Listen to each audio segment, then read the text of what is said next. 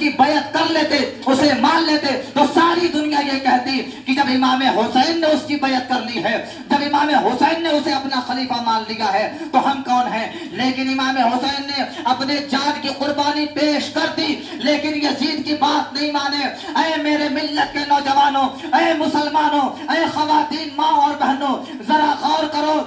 اپنے دل پر ہاتھ رکھ کر کے بتاؤ, کیا امام حسین کا یہی پیغام ہے کہ تم اپنے بچوں سے ڈھول تاشے بجواؤ؟ کیا امام حسین کا یہی پیغام ہے کہ تم نمازوں کو چھوڑواؤ, قرآن مقدس کی تلاوت نہ کرو؟ ارے امام حسین قتل ہونے کے بعد بھی جب ان کے سر کو نیچے پر رکھا گیا اور اٹھایا گیا تو امام حسین کی زبان قرآن مقدس کی تلاوت کر رہی تھی, اور آج تم امام حسین کے شہادت کا مذاق اڑا رہے ہو, امام حسین کے شہادت کا تماشا بنا کر کے رکھے ہوئے ہو. آج سے 1300 سال پہلے ایک ظالم بادشاہ اٹھا تھا, ایک ظالم بادشاہ اٹھا تھا جس نے سوچا تھا کہ قرآن کے احکامات کے خلاف کام کریں تو سب اس کی حمایت کریں گے, ہم نبی کریم صلی اللہ علیہ وسلم کے سنتوں کا جنازہ نکالیں سب ہماری حمایت کریں گے, اگر ہم شراب بھی پیئیں تو سب ہماری حمایت کریں گے, اگر ہم کعبے کی بے حرمتی کریں سب ہماری حمایت کریں گے. لیکن ایک مرد مجاہد کھڑا ہوا تھا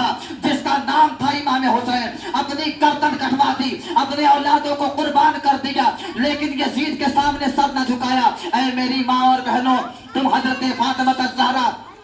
رضی اللہ تعالی عنہا کا کنیز ہو, وہ فاطمہ الزہرا جن کو پوری زندگی کسی غیر محرم مرد نے نہیں دیکھا, لیکن تم نے اپنا ارادہ کیسا کر لیا, تمہاری شرم و حیا کہاں چلی گئی کہ تم ایک فاسق معلن شخص کو دیکھنے کے لیے صبح سے لے کر شام تک چوراہوں پر کھڑی رہتی ہو, امام باڑوں میں بے پردہ جا کر کے گھومتی ہو, لوگ تمہیں دیکھتے ہیں, تمہارے حسن کو دیکھتے ہیں, ان کے ذہنوں میں نہ جانے کیسے کیسے خیال آتے ہیں. حضرت زینب رضی اللہ تعالی عنہ جن کے پورے کنبے کو, جن کے دو بیٹے حضرت عون حضرت محمد کو کربلا میں شہید کر دیا گیا, جب آپ نے اپنے ماتھے کو پیٹا اور آپ کے سر کے بال نظر آئے تو حضرت امام حسین نے فرمایا, اے میری بہن, تم رسول پاک کی شہزادی ہو, تمہارا بال کوئی نہ دیکھے, تمہارا چہرہ کوئی نہ دیکھے, اس لیے تم اپنا ماتھا نہ پیٹو, تم نوحہ ماتم نہ کرو, اس لیے کہ ہمارے رسول اسے پسند نہیں فرماتے ہیں, اس لیے کہ یہ قرآن کے خلاف ہے.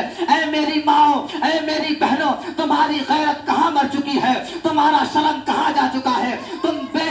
بے پردہ غیر محرم مردوں کے سامنے کیسے چلی جاتی ہو؟ کیا تمہارا اسلام اس کی اجازت دیتا ہے؟ کیا تمہارا قرآن اس بات کی اجازت دیتا ہے کہ تم بے پردہ امام باڑوں میں جا کر کے گھومو, تم بے پردہ گلی کوچوں میں جا کر کے گھومو, تم بے پردہ چوراہوں پر جا کر کے گھومو؟ خدا کی قسم, اس کی اجازت نہ قرآن دیتا ہے, نہ اسلام کا پیغام دیتا ہے, نہ شریعت